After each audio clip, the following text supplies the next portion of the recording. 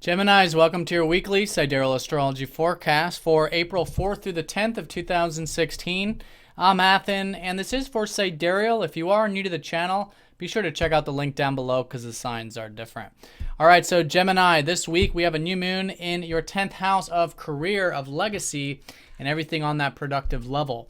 So this has already been a big area of focus for you because you guys have had your Sun here, Venus here, and up until this week, Mercury, your ruler here.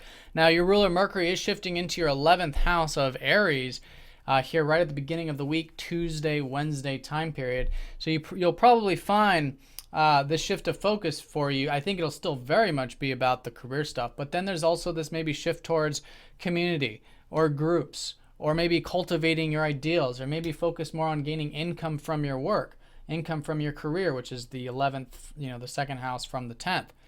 So this is going to be a big emphasis because it is your ruler, of course, and this is going to be a big area of reflection for you because at the end of the month, Mercury is going to go retrograde here. So it's good to cultivate that stuff, whether it's community related, whether it's actualizing your ideals, or again, maybe the income from your career.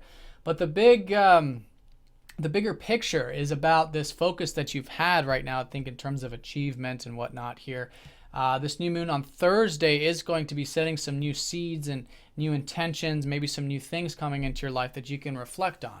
With Pisces being the sign associated with your 10th house, it's always about having a bit of serendipity, a bit of acceptance, right? And even compassion and understanding through the work sphere in and of itself, but with your relationship to it, acceptance, right? And it being about something that's deep and meaningful, and it provides that soul food for you in your life, which is Pisces also. But whatever it is that you're cultivating with your career, setting the intentions, maybe writing things down, and really just sitting with the energies anyways. Your energy levels are probably quite high at the moment with the sun here at the top of the chart, but it is a good new moon for reflecting. In fact, all new moons are like that. It's a good time to go within. It's a good time to see exactly what we've learned in the previous lunar cycle, where we want to see ourselves in the next lunar cycle, and that sort of stuff relating to here, your 10th house. Now, I want to mention too that Venus up here at the 10th house is that you can enjoy your career right now, or anything productive or achievement oriented if you aren't already in that sense. All right, so let's go and look at this week. Now, the aspects of the week are actually all associated with the new moon, because the new moon is going to be trining up to Saturn, squaring up to Pluto, and conjoining up to Uranus. And that's the aspects that we have this week with the sun. So in terms of this trine up to Saturn, this has been, we're about over the past year off and on, it's been very important for you to develop your routine and your health and your diet and your regimens, right, with Saturn in that 6th house of yours. Now, a lot of this is a bit reflective, so it's good to be malleable and try new things and change things up when it comes to the daily activities and your work and stuff at the moment. But you're going to find a lot of this is very much supporting you with these new beginnings this week. There's a strong sense of patience and persistence for all of us when it comes to cultivating these new things for you, your career or legacy stuff.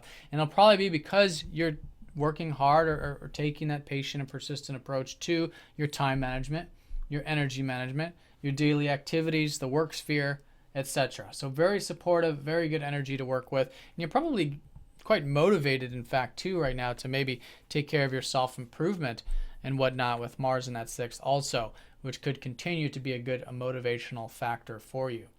Now, the new moon is going to be squaring up to Pluto, and this is going to be emphasized on Wednesday before the new moon on Thursday, which is about very deep intensity. And this does happen, twice a year with the sun, but it's always very impactful with Pluto. And this is about your relationships in many ways. Pluto here has been showing you the importance of having non-attachment in your relationships, to be willing to change in your relationships, to have compassion, understanding, acceptance for how things are there. And this is creating a very intense energy here with what you're doing and what you're cultivating and working and striving towards with the top of the chart.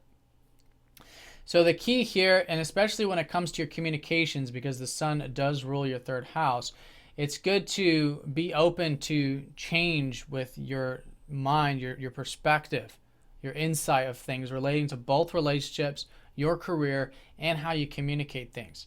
And communicating things, again, in a compassionate and present way, because sometimes the Pluto energy can get our egos tangled up into it, right? And it can create a lot of blockage and a lot of unhealthy type of intensity.